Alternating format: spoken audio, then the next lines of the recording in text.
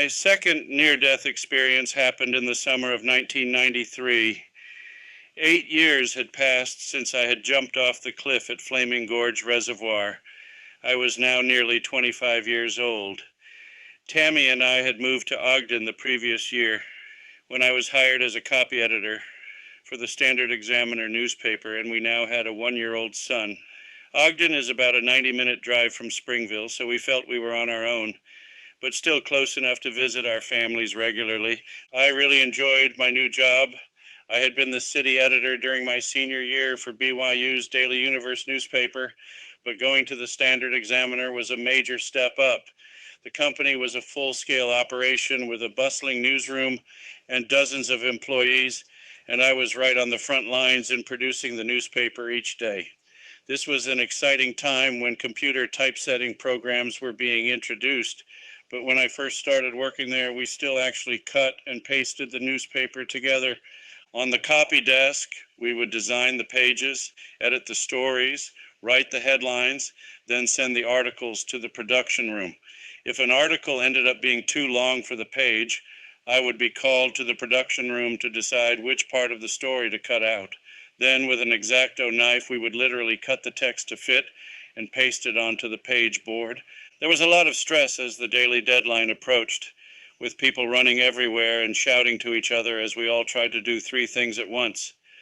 I would be editing a last-minute article on my computer, but listening for someone to shout, "Chad, get back here and cut this story," or "that headline isn't long enough, rewrite it." So the job was invigorating, and I was getting a hands-on crash course in writing, editing, and publishing. The 8-hour shifts went quickly because we rarely had time for a break. Since I had an interest in sports, I became the main copy editor for the sports section. I thrived in the excitement each weekend as we scrambled to get in all of the high school and college stories and scores before the deadline. On those nights, I usually designed each page and wrote every headline in the section. It was high pressure at times, but rewarding when we put together a great section. I got along well with my colleagues, and I expected to steadily work my way up the corporate ladder and remain with the newspaper for several years. Tammy had made some good friends in Ogden, and we enjoyed exploring northern Utah together. I was focused on my career and my young family. Then my parents invited us to join them on a vacation to San Diego, California.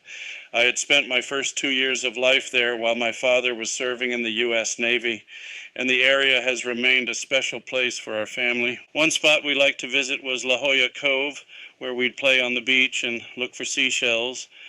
When we arrived on this particular day, it was low tide, and a jagged rock outcropping had been exposed. I climbed out onto the outcropping looking for shells that might have gotten trapped among the rocks. The ocean had been calm, but I suddenly looked up to see a towering wave bearing down on me. I had no way to avoid it. For a moment, I considered trying to ride the wave to the beach, but I knew I would surely be sliced apart by the jagged rocks. Over the roar of the approaching wave, I heard an audible voice shout in my ear, "Get down and cling to that rock." I grabbed hold of a nearby 2-foot-wide boulder just as the monstrous wave crashed down on me. The force was incredible, and it took all of my strength to not get ripped away by the water. Then my surroundings instantly changed, and I found myself out of my body inside a tunnel of light.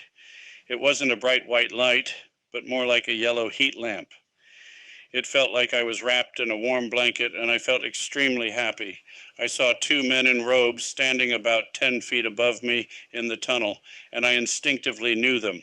One was my grandpa, Keith Daybell, and the other was my great-great-great-grandpa, Finity Daybell. They had died before I was born, but it was like reuniting with old friends. I levitated up the tunnel to where they were, and the tunnel opened up into a room.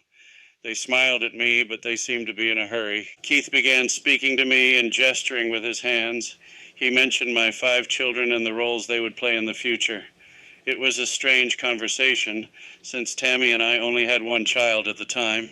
Keith also explained the tasks I needed to accomplish in my lifetime. As he talked, I saw snippets of future events on a set of screens in front of me. The rush of images was almost overwhelming. It felt like they were being downloaded into my mind. Keith asked me if I would be willing to fulfill the assignments he had outlined, and I agreed to do so. Finity didn't speak because he was keeping an eye on my body, which was now tumbling among the rocks. I could also see my body, but I had lost all interest in it. I was too busy enjoying this family reunion. Then I saw Finity give a nod to Keith, who made a motion with his hand.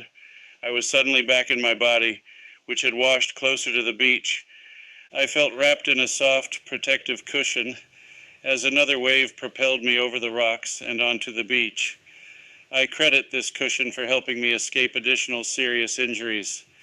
Then the pain hit me.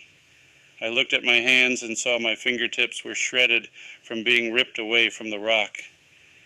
The left side of my back had large, bloody gashes, and I had a deep cut on my chin.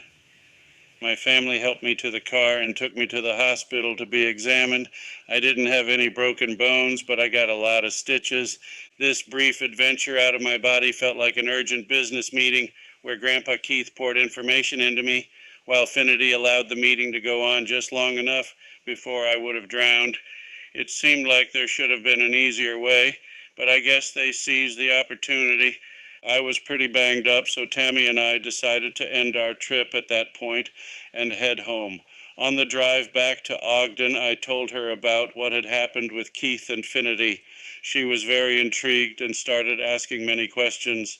As she did so, the snippet pertaining to each question would play in my mind. I told her about the 5 kids, and she was happy about that. She asked when they would be born, and I explained I hadn't been given any dates, but I had seen we would have 3 kids in Ogden before moving back to Springville, so we estimated we had at least a few more years living in Ogden. Once we returned home, most of the snippets were taken from my mind, and even now I only have access to them on a need-to-know basis. Tammy and I wished we'd talked more about it on the trip home and found out more, but we would have one answer soon enough. Little did we know during our trip that Tammy was already pregnant with our 2nd child, and the 3rd one would quickly follow. I had seen enough in the spirit world snippets to raise my curiosity about one future job option, but it seemed highly unlikely to happen anytime soon. During my sophomore and junior years at BYU, I had a part-time job at the Springville Evergreen Cemetery. During the school year, I would attend classes in the morning and work there in the afternoons. Then I would work full-time during the summer. Over time, all of my brothers also worked there, so it became a family tradition in a way. The cemetery sexton was Denny Pickering, and he supervised all of the cemetery operations, and these tasks included sprinkler repair, lawn maintenance, digging and filling graves, coordinating with mortuaries and headstone companies, and helping families purchase burial plots. I became Denny's assistant and took care of these matters when he went on vacation. In the summer, there was a 5-person crew to help maintain the cemetery, but in the winter, it was just the 2 of us. I shoveled a lot of snow. About 2 years after my Jolla Cove experience, and soon after our 3rd child was born, my brother called to tell me Denny had announced his retirement. The city was looking for his replacement, and my brother thought I might be interested in applying for the job, since I had knowledge and experience other candidates might not have. This would definitely be an unusual career change, but Tammy and I felt it was the right time to make a move. I interviewed for the position and was hired the next week. When things fell into place so quickly, we knew it was the right decision. So with our growing family, we moved back to Springville in late 1995. Bookshelf. The late 1980s and through the 1990s were a unique time when truths about the spirit world were being revealed from seemingly every direction. The Berlin Wall came down, and the rapid changes in the Soviet Union brought feelings of hope and peace as we headed toward the new millennium. A spiritual awakening emerged across the world as these life-changing events unfolded. Angels were a major topic of conversation on daily talk shows, and TV programs such as Touched by an Angel were very popular. Meanwhile, dozens of books about angels and visits from the other side filled the nation's bestseller lists. Many of these books were written by LDS church members who either shared their own personal experiences or who compiled the experiences of others. Here are some of the more notable spiritual books written by LDS authors during that time.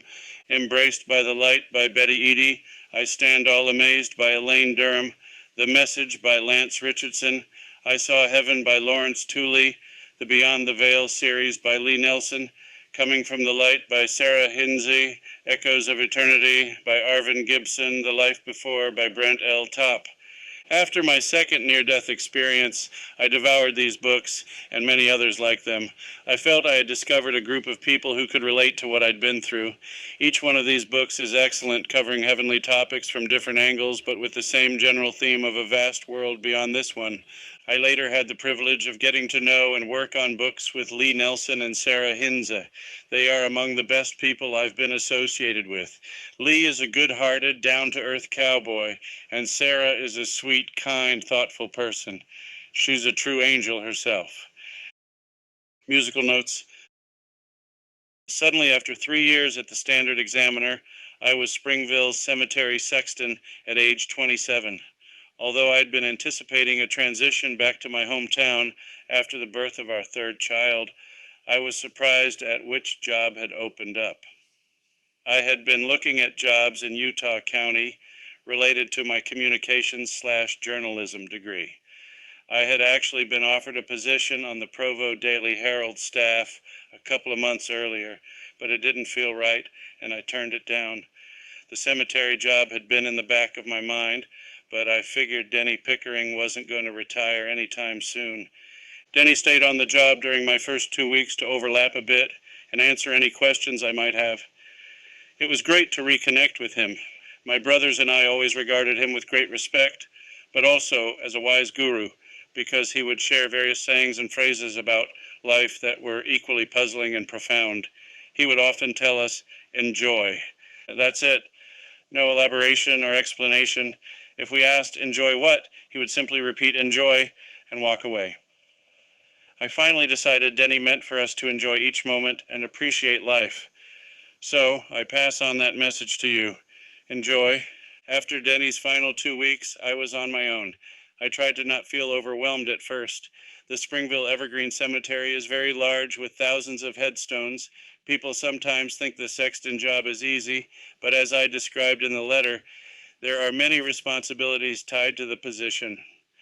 But I quickly adapted and enjoyed the sunshine and fresh air after sitting at a desk and staring at a computer screen for 3 years.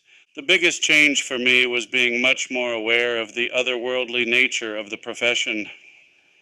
When I had worked at the cemetery during college, I hadn't had my Jolla Cove near-death experience yet.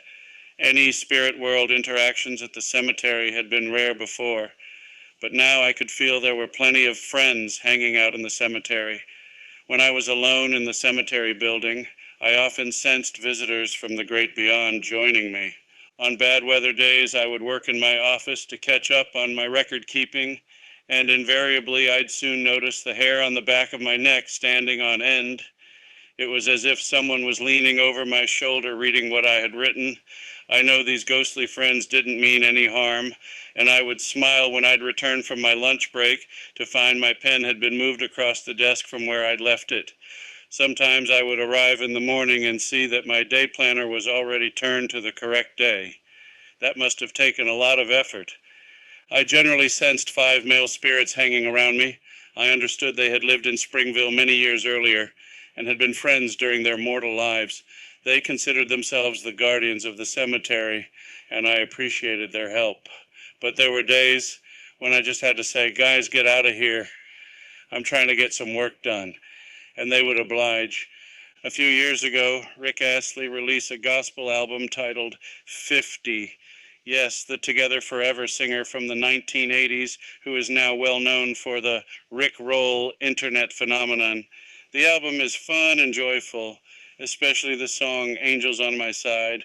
Rick sings, I got angels, you got angels, everybody got their angels on their side. Everything's gonna be all right. I dedicate the song to my cemetery friends from 30 years ago who watched over me, and also to my current friends who I sense are helping me and protecting me now.